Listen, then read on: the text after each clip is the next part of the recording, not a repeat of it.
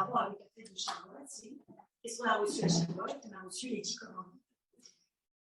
Mais on va voir que, justement, le concept, on va voir un nouveau concept à travers ces 10 commandements.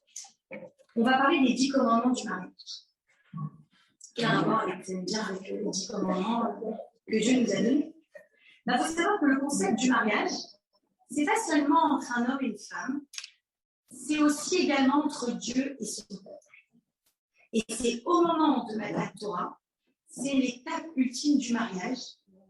Et la Torah qu'on a reçue, c'est le contrat de mariage. C'est la Torah. Et on a eu toute une période juste avant, comme on avait expliqué à la dernière soirée, on a eu toute une période pour se préparer justement à recevoir la Torah. Et de la même manière, on va voir un petit peu rapidement, parce que sinon c'est un peu développé et on discutait encore très longtemps, c'est que toute la période justement du Homer dans laquelle on se trouve encore, les 7 semaines qui séparent Pessah de Shavuot, on avait dit qu'on se travaille justement pour arriver à la finalité de recevoir la Torah. Donc on va d'abord raffiner son caractère, on va se développer pour pouvoir enfin être prêt à recevoir la Torah. Et c'est comparable, on va faire le parallèle avec le couple.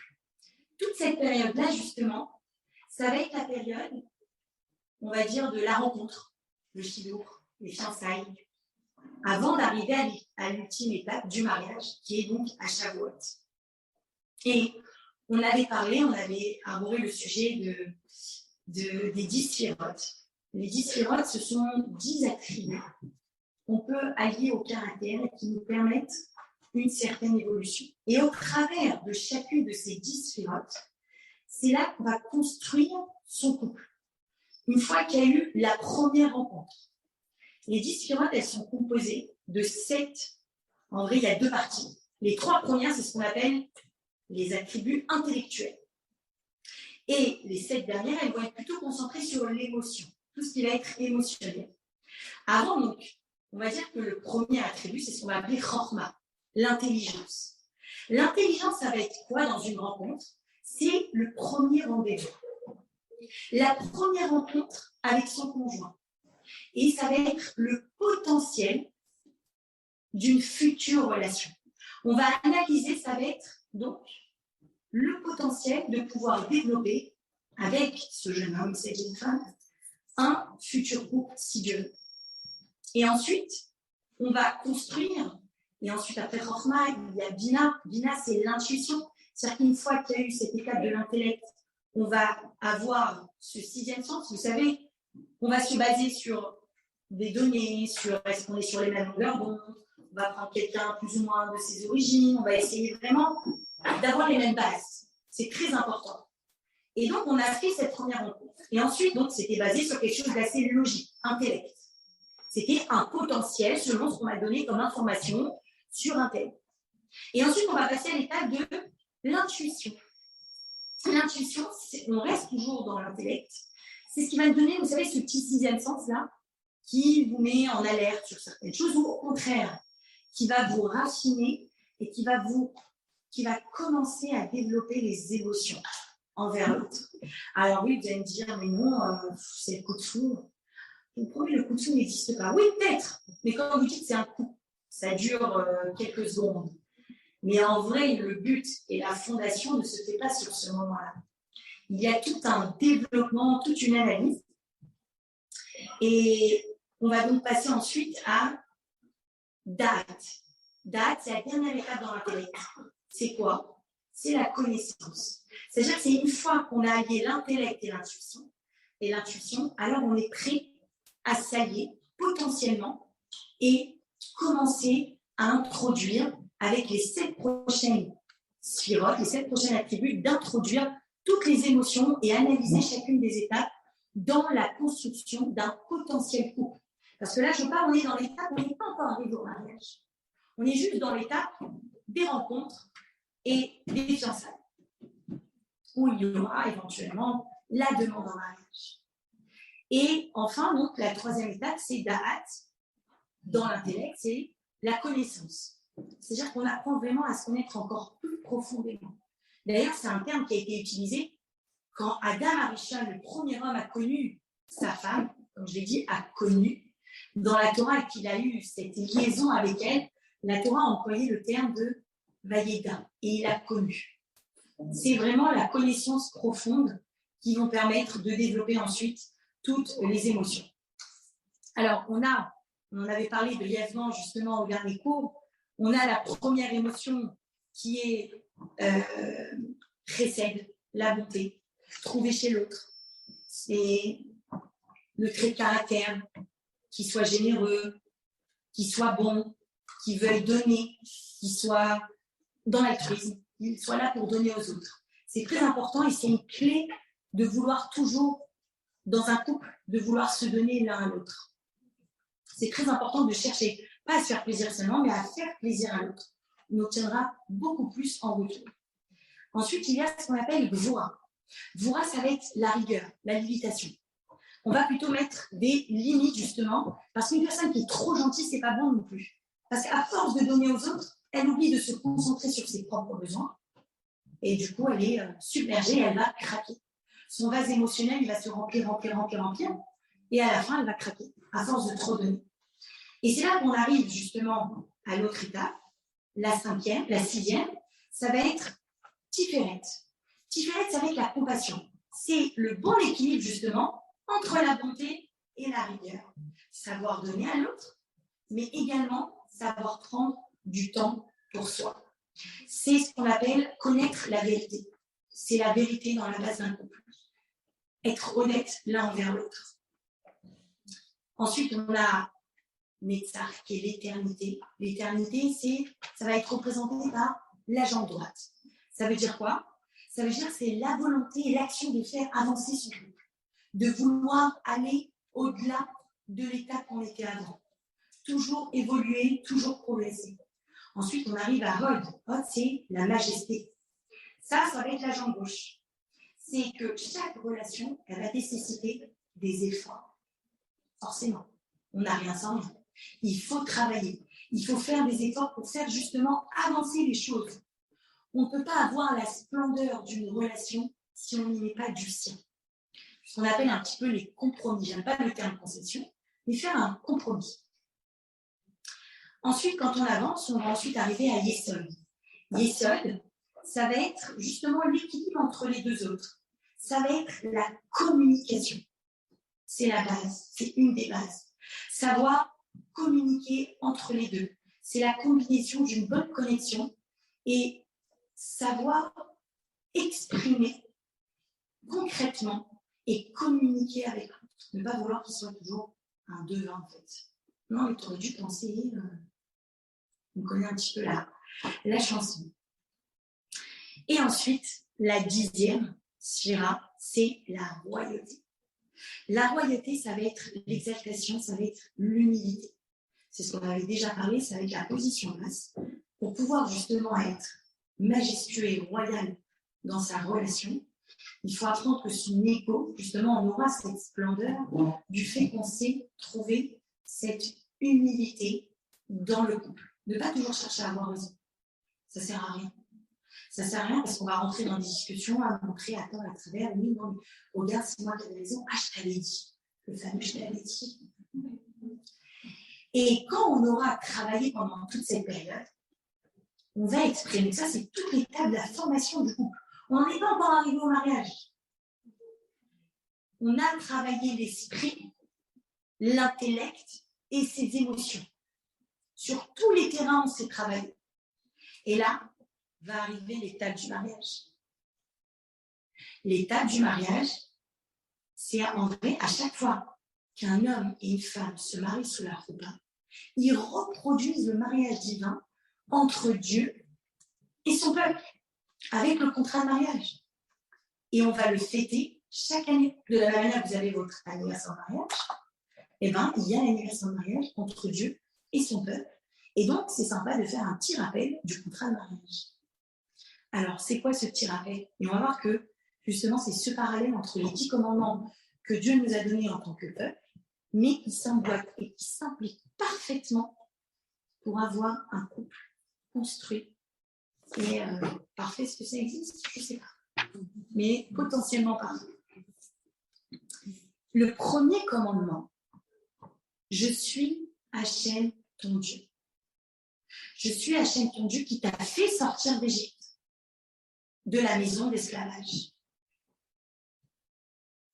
Dans une relation, et lorsqu'on débute un mariage, même après 1 an, 2 ans, 3 ans, 4 années de mariage, même 10 ans de mariage, on est toujours là à se demander, et ne me dites pas que ça ne nous arrive pas, est-ce que c'est la bonne personne? Parfois, il y a des situations où Maëti de toi, là, est-ce que j'ai fait le bon choix? Et si c'était avec lui, et si c'était avec un autre? Souvent, on peut se remettre comme ça en question. Et le commandement, je suis Hachem ton Dieu, c'est pour appeler, je suis ta femme, tu es mon mari, on est fait l'un pour l'autre, on est passé ensemble sous la roupa, et c'est pour l'éternité. D'ailleurs, Dieu, une des choses pour arriver à cette notion d'acquisition, que c'est bien lui et que c'est bien elle, c'est ce que j'ai dit tout à l'heure, trouver un terrain d'entente pour avancer dans cette relation. D'ailleurs, Dieu, le premier mot des 10 commandements, c'est Anochi. Anochi, je. Mais en hébreu, c'est pas je, c'est Ani. Pourquoi il n'a pas dit Ani Hachem Elokecha, je suis Hachem ton Dieu? C'est en quelle langue Anochi? C'est en égyptien. Pourquoi est-ce que Dieu il a employé la langue égyptienne? Quand même, on va recevoir la Torah. Pourquoi est-ce employer une langue étrangère? Justement, Dieu il a voulu nous montrer que pour pouvoir arriver à une relation complémentaire, il faut savoir faire des compromis, trouver un terrain d'entente. Dieu il savait qu'on venait de sortir d'Égypte et que la langue la plus familière qu'on avait, c'était l'égyptien. Et donc, il a dit, voilà, pour m'accorder à vous, j'emploie votre langage. Et c'est ce qu'il faut le faire dans un couple. Il faut s'adapter à l'autre élément, employer son propre langage, trouver un terrain où les deux, on sera d'accord. Quand on a dit dans le cours dernier, trouver une troisième solution. Dans la Torah, quand il y a deux passions qui se contredisent, il y a toujours un troisième qui vient et qui tranche entre les deux. Et c'est exactement ça. Quand on a deux situations opposées dans un couple, on essaie de trouver une ultime situation, une troisième situation pour trancher entre les deux et que chacun soit content. C'est pour ça que je n'aime pas le terme concession, parce que ce n'est pas l'un qui va annuler, c'est chacun qui va équilibrer de façon à ce que l'autre puisse avoir des deux côtés, de façon réciproque. Donc, c'est encore une fois, c'est avec les efforts. Et justement, Dieu, pourquoi est-ce qu'il nous rappelle qu'on est sorti d'Égypte? Pourquoi est-ce qu'il a besoin de nous faire ce rappel? C'est un peu lourd. Non. Parce que c'est dans une relation, il faut se rappeler que chacun vient avec son propre passé et son propre bagage. On n'a pas eu la même éducation, on n'a pas grandi pareil, on n'a peut-être pas les mêmes valeurs. Alors oui, évidemment, comme on a fait dans la construction du couple, on a essayé de chercher des bases communes, bien sûr. Mais pas tout. On est d'ailleurs complémentaires. On n'est pas tout à égalité et qu'on a chacun notre propre vécu. On n'a pas la même façon de ressentir les choses. Quand vous allez fêter un anniversaire, peut-être que pour votre mari, le plus important, lui, c'est de vous faire un magnifique cadeau, alors que vous aurez juste envie d'une sortie au restaurant, faire la fête avec des copines. Et pour ça, il faut donc communiquer. Ne pas attendre de l'autre qu'il soit un devin. Il faut lui dire. Et ne pas, parce qu'après, quand on attend de l'autre et qu'on ne dit pas, on a de la déception. Et la déception, ça peut tuer une personne. Donc, communiquer. Ne pas oublier de la même manière que l'on était comme des étrangers, qu'on était des esclaves en Égypte, se rappeler qu'on vient chacun avec nos propres bagages, notre propre vécu, et qu'il faut avancer avec et surtout en discuter ensemble. Ensuite, on vient au deuxième commandement. Le deuxième commandement, c'est « Tu n'auras pas d'autre Dieu que moi ». Ça veut dire quoi? Ne regarde pas les autres couples autour de toi. Ne pas se comparer. Ah, mais regarde, le mari de l'autre, il lui a ouvert la porte avec galanterie et il lui a fait signe en descendant au restaurant. Oh là là, qu'est-ce que j'aurais aimé que tu sois pareil. Ben non. Parce qu'à force de se comparer et de penser que l'herbe est toujours plus verte ailleurs, on ne sera jamais satisfait. On ne sera jamais satisfait. Il faut au contraire se renforcer et remercier pour ce que chacun fait déjà là pour l'autre. Remercier et apprécier. Et comme on l'a dit déjà, nous les femmes, on a cette force d'être subtiles, de savoir obtenir ce mot. Donc, subtilement, de glisser un petit mot, s'il y a des choses qui nous font plaisir ou pas, de le faire comprendre gentiment, sans se comparer, sans se plaindre. On peut y arriver. Donc, c'est notre partenaire, on l'a choisi, et pas un autre. Il n'y aura pas un autre. On l'a choisi, lui, avec ses traits de caractère. On n'a pas choisi le voisin avec ses traits de caractère à lui. C'est lui, et ça restera lui. Ensuite, on en vient au 3e commandement. Tu ne prononceras pas le nom de Dieu en vain. Ça correspond à quoi dans un couple? C'est ne pas parler en vain de son mari ou de sa femme. Vous savez, très souvent, on a tendance à se plaindre un petit peu. Je l'ai fait il n'y a pas très longtemps, c'est pas top ça. On travaille, on y travaille, c'est pour ça qu'on renouvelle à chaque fois. Ne pas en parler et se plaindre de son conjoint ou de sa conjointe. Et parfois, on le fait même sous le ton de la plaisanterie, on ne se rend pas compte. Il y avait un jour une femme, donc c'est une conseillère conjugale qui s'appelle Esther Picarski, qui raconte, et elle dit qu'elle a souvent des couples qui viennent et qui se plaignent. Et sur des petites histoires qu'elle raconte, et il y avait un jour un couple au supermarché, ils arrivaient donc à la caisse, et la femme, elle s'aperçoit qu'elle avait oublié des pâtes. Et donc, elle envoie son mari, il dit, ah, écoute, je vais aller te chercher. Et là, ils attendent, il y a la caissière qui est là. Et quand elle le voit chercher entre les rayons, ne pas savoir où il va, c'est un petit peu rigoler, fait, ah là là, les hommes. Il faut tout leur faire, il faut tout leur dire. Parfois, ça peut blesser. Lui, on peut dire, ah, mais je rigolais, je plaisantais, bien sûr. Et on ne se rend pas compte. Parfois, ça peut apporter des conséquences et elles ne sont pas toujours... C'est-à-dire, même si nous, ça nous permet de soulager nos nerfs, ce n'est pas toujours bien pris de l'autre côté. Et vice-versa. Hein. Mesdames, ce que je dis, c'est valable pour les hommes. Hein.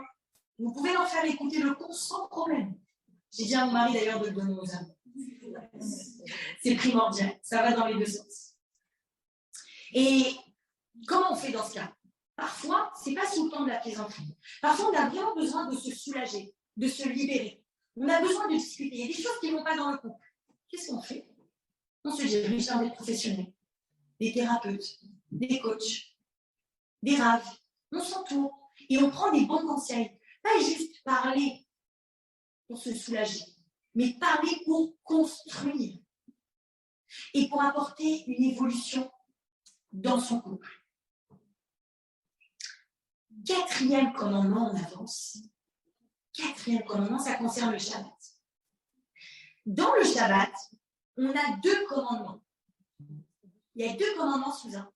Il y a souviens-toi du Shabbat et il y a garde le Shabbat. Souviens-toi du Shabbat. Souviens-toi, c'est tout ce qui est le côté plaisant. Les belles tables, le bon repas, les chalotes. Et dans un couple, ça va être quoi? Le souvenir. Créer des instants de souvenir, des moments mémorables, vous allez, dans des moments où vous serez moins bien, vous allez ressortir ces bons moments. Des moments de vacances, où vous étiez ensemble, des moments où vous étiez... Comme ça, de temps en temps, vous passerez, vous regarderez, et ça vous fera des bons souvenirs. C'est très important de créer un souvenir positif. Ensuite, la 2e partie de ce commandement concernant le Shabbat. Le Shabbat, c'est un jour sacré.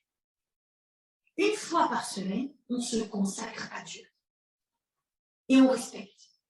Il y a les 39 commandements et on s'y tient. Dans un couple, c'est la même chose. Consacrez un moment de bien-être, un moment de qualité pour votre couple. Il y a le Shabbat, on enlève tout. Il n'y a pas le travail. On arrive à mettre tout ça à côté pour Dieu. Ben, Dieu nous demande la même chose pour son couple. Prendre un moment, on éteint les téléphones, on fait garder les enfants et on se consacre sur son couple. C'est primordial, au même titre que le Shabbat. C'est la sanctification du mariage, en fait. On avance. Ensuite, on avance. Et le 7e commandement, c'est quoi? Fidélité. Vous allez me dire, mais c'est logique d'être fidèle. Ça veut dire quoi? La fidélité dans ce sens propre. C'est reconnaître que dans le mariage, il y a des domaines qui doivent rester privés. Pas tout ne doit se dire.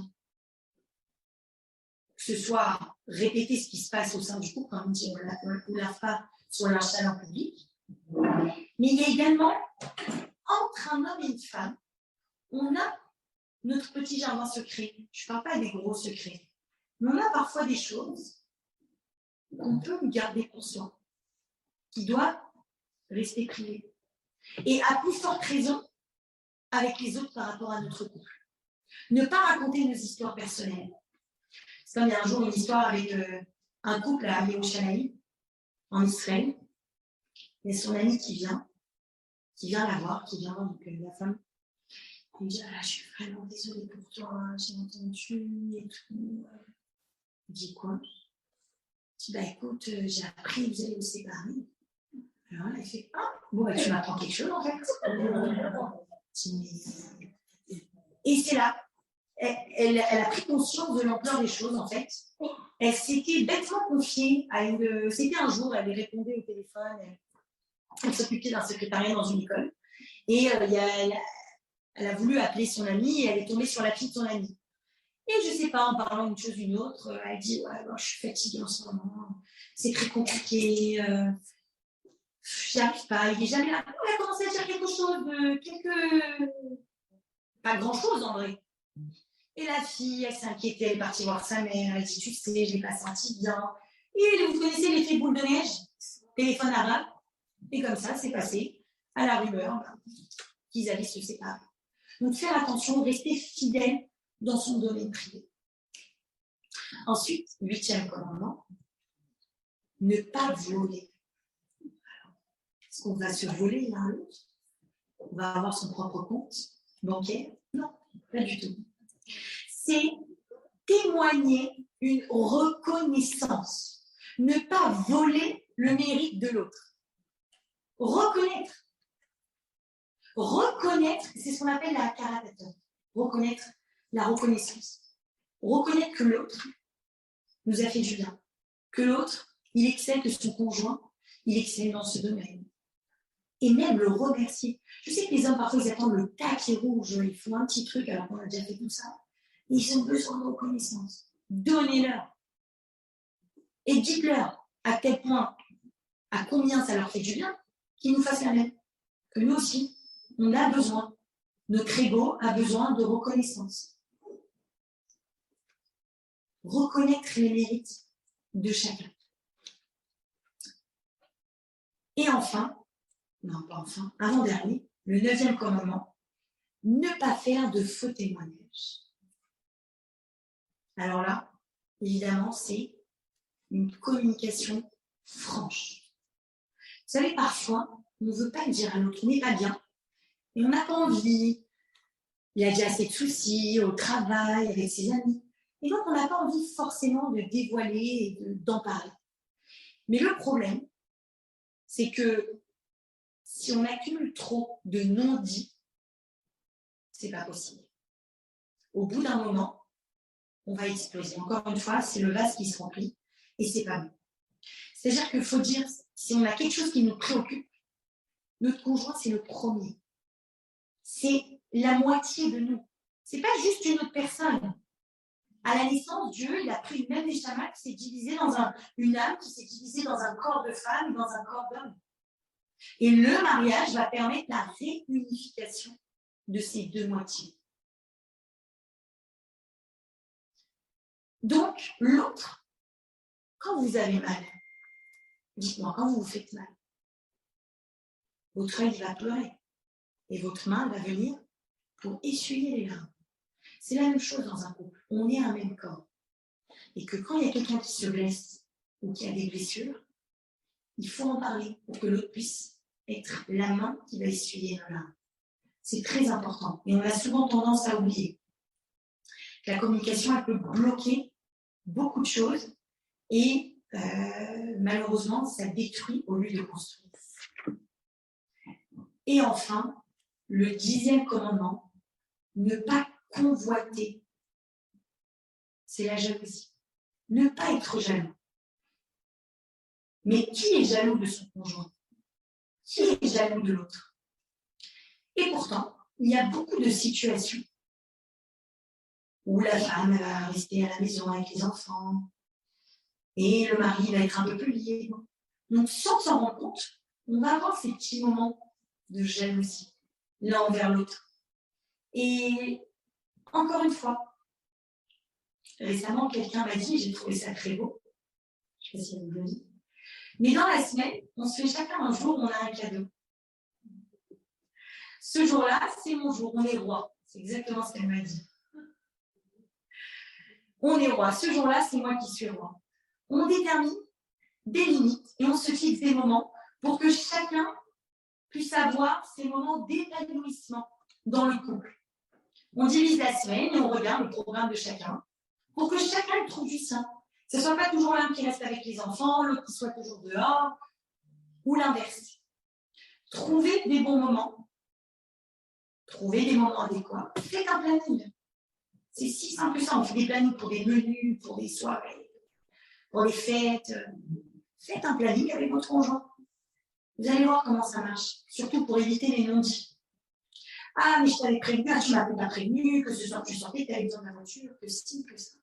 Pour éviter ces mauvais quiproquos, faites un planning. Alors justement, une fois qu'on a réussi et qu'on aura raffiné et qu'on aura accepté, lorsqu'on accepte le contrat de mariage, accepter c'est quoi le couple et c'est quoi le travail qu'il faut faire dans le couple. Alors là, on est prêt à cette liaison infinie et éternelle. Et justement, par notre couple, on va refléter et on va pouvoir donner exemple aux autres, pouvoir aider les autres et pouvoir y arriver. Donc, n'hésitez pas. Évidemment, ça demande un effort. C'est un travail. Encore une fois, on a l'impression que c'est beau à dire, à écouter, à entendre le temps d'une soirée. Mais concrètement, il n'y a pas mieux que de concrétiser les choses, comme on l'a dit, et de passer à l'action. Donc, réfléchissez sur quelques points, chacune dans son domaine, parmi ces 10 commandements, à des choses à améliorer dans son couple. Et à toutes les futures mariées à qui je souhaite qu'on nous annonce de très bonnes nouvelles, si Dieu veut. Prenez ces étapes pour la formation d'un couple, pour prendre le temps, dans vos prochaines rencontres, de vous poser et comprendre comment un couple va se former. Et je souhaite à toutes d'avoir un mariage heureux et de recevoir de la même manière qu'on va recevoir la Torah de façon heureuse, de pouvoir à nouveau se retrouver et reconstruire à nouveau son couple. C'est à l'infini, hein. Il n'y a rien d'acquis. C'est pas parce qu'on a 10, 15 ans de mariage, c'est comme le bonheur. Hein. Ça, c'est au quotidien, c'est un training, il faut s'entraîner et il faut renouveler la flamme.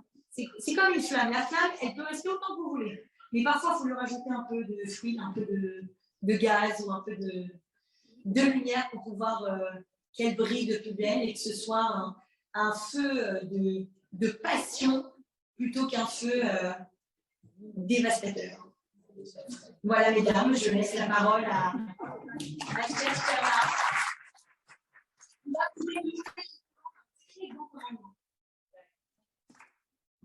Bonsoir.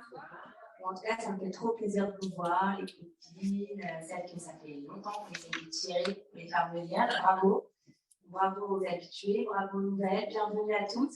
J'espère que vous vous sentez bien. Alors, merci beaucoup, Dana. C'était magnifique et hyper intéressant. Ça fait toujours du bien qu'on soit marié, pas marié, peu importe où on est. C'est toujours intéressant d'entendre toutes ces clés magnifiques.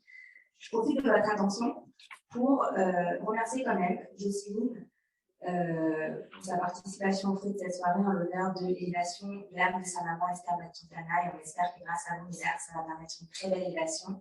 Mais on remercie aussi la famille Hassan pour la participation au fruit également, pour la réussite de Génis et la paroisse de David Beniotti. J'espère de tout notre cœur, ça aura un grand succès si Dieu veut.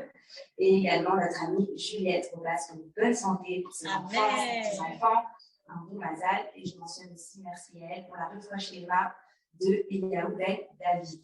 Évidemment, je vous invite, mesdames, à avoir une pensée pour tous les malades qui ont besoin de nos prières pour une bonne santé, tous ceux qui ont besoin d'une délivrance, que ce soit pour une parnassa, pour une réussite, pour les mamans qui veulent accoucher, et pour celles qui cherchent un bon mazal, si Dieu dans la facilité, et que chacune puisse trouver sa délivrance pour tous ces blocages.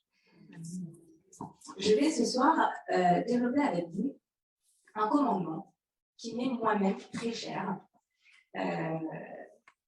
Pour le petit témoignage personnel, je vérifie toujours chez ma mère est-ce que je t'ai déjà intéressée. C'est hyper important pour moi parce que, comme on va le voir ensemble, il y a énormément de sources dans la Torah qui expliquent et qui montrent l'importance de cette mise-là. En vérité, on pourrait très vite se poser la question ok, on doit respecter les parents. Mais attends, à quel prix? Jusqu'où? Jusqu'à quand? Il y a quand même toutes sortes de parents. Dans le meilleur des cas, on a des parents équilibrés, qui se sont super bien occupés de nous, qui nous ont tout donné, qui super, alors de gratitude, honneur, etc. Des fois, c'est pas aussi simple que ça. Des fois, il y a des parents qui ont négligé, des fois, il y a des parents qui ont abandonné leurs enfants, des fois. C'est tellement de cas possibles, imaginables. La Torah, qui est tellement humaine, qu'est-ce qu'elle attend de nous exactement? Et pour commencer, donc, déjà, je vous invite à vous-même vous poser des questions. Qu'est-ce que vous en pensez? Jusqu'où? Combien d'argent, financièrement, on doit dépenser pour ses parents? Quand on arrive à un certain âge et qu'il faut parfois payer des maisons de retraite, parfois même il y a des parents qui emménagent à la maison, combien on doit supporter la charge des parents? À quel prix? Parfois, c'est une souffrance très difficile, parfois, c'est une charge mentale très importante. Parfois, ça nous prend vraiment la tête. Ça nous rajoute beaucoup de soucis. Combien tellement on doit se sentir concerné par tout ça? Je vous invite d'abord à aller regarder ce qui se passe dans la Torah au sujet de cette mitzvah si précieuse et si chérie de Dieu. Quand on voit dans la Torah ce qui se passe à ce sujet, avant la Torah, déjà, j'ai envie de vous dire, tout le monde a au fond envie de dire, les parents, ils t'ont donné la vie. Qu'est-ce qu'il y a de plus précieux que la vie? Je leur donne tout. Et je pense que même si on n'avait pas la Torah, naturellement, on pensait que les non-juifs ne respectent pas leurs parents. Le respect des parents, c'est pas un truc que la Torah a spécialement. Qu'est-ce qu'il y a tellement que la Torah veut nous transmettre au point où on a seulement 10 commandements, on a quand même 613 mitzvot, mais parmi les 613 mitzvot, il y en a 10 qui ont été sélectionnés pour les 10 commandements, et on prend un commandement comme le respect des parents, que même un non-juif va faire naturellement. Il suffit d'avoir un minimum de reconnaissance pour juste respecter ses parents. Pourquoi la Torah va le prendre et va le placer dans ces 10 commandements? Et j'ai envie de vous dire plus que ça encore. Vous connaissez une autre mitzvah, un autre commandement de la Torah, pour lequel Dieu nous promet une longévité. Dieu nous promet de nous rallonger la vie. Combien ça vaut la vie? Si vous avez la possibilité de racheter des jours de vie, combien vous mettrez? Ça n'a pas de prix. Donc Dieu, en plus, nous met en récompense quelque chose qui n'a même pas de prix. Quelque chose d'une valeur inestimable. Tout ça pourquoi? Pour le respect des parents. Et même sans ça, on l'aurait vu. Donc on se dit bien qu'ici, il y a quand même un sujet un peu plus important que simplement dire merci papa, maman, ne pas leur crier dessus et ne pas les insulter. Et ce qu'on va essayer de voir ensemble, c'est justement qu'est-ce que la Torah veut nous rapporter de plus par rapport à ça. La première chose, si on regarde un petit peu au niveau des 10 commandements, vous voyez qu'il y a 2 tables de la loi. Qu'est-ce qui s'est passé au moment d'écrire les tables de la loi? Pourquoi Dieu a besoin de 2 tables? Il a une, ça ne lui suffisait pas, il ne pouvait pas avec son ordinateur écrire un peu plus petit pour que ça rentre. Il se passe quoi? 2 tables. Et si vous regardez, 2 tables parce qu'il y a une distinction entre 2 types de lois. Les 5 premiers, a priori, on aurait l'impression que les 5 premiers concernent uniquement l'homme et Dieu, à l'exception de un commandement, celui tu respecteras tes parents. Qu'est-ce qu'il fait là, celui-là? Je suis Hachem ton Dieu, tu n'auras pas d'autre Dieu, c'est le Shabbat, etc. Que des commandements qui concernent moi et Dieu, sauf le dernier, le respect des parents. Ça ne concerne pas moi et Dieu, ça concerne moi et les parents.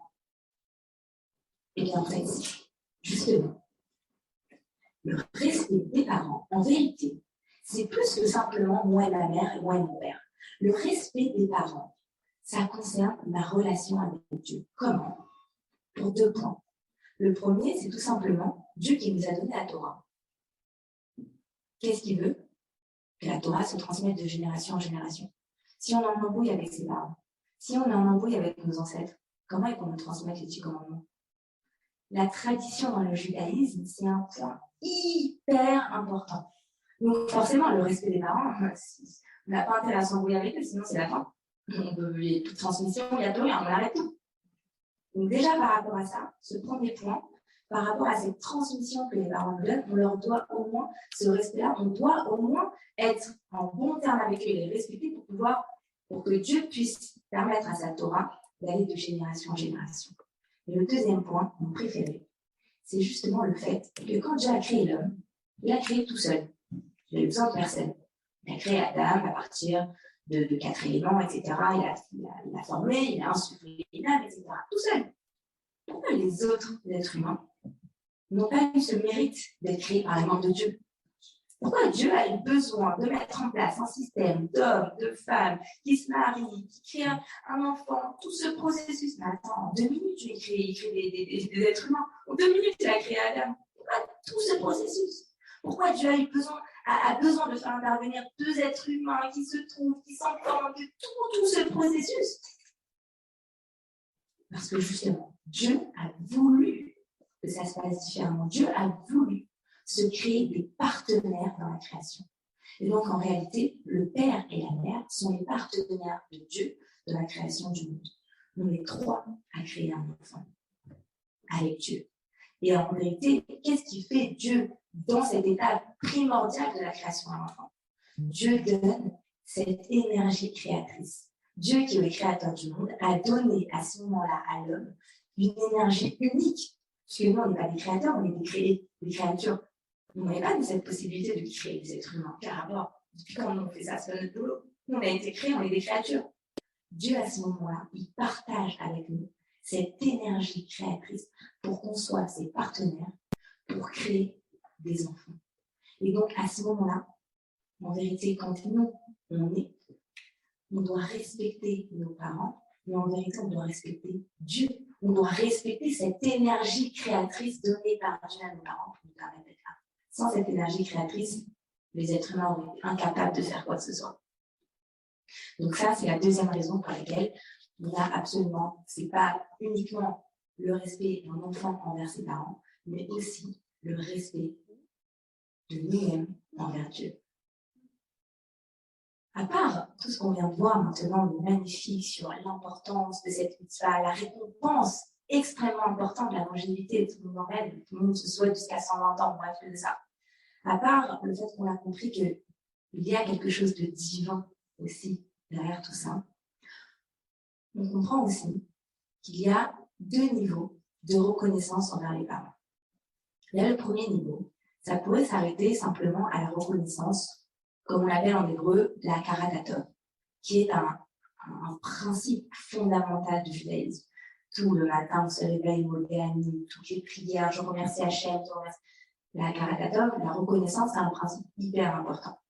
On pourrait s'arrêter simplement sur le fait de dire, oui, un minimum de reconnaissance pour tes parents qui t'ont créé. Un minimum, c'est ce que tu leur dois. On pourrait s'arrêter là-dessus. Mais on voit qu'en réalité, dans le respect des parents, il y a un deuxième niveau.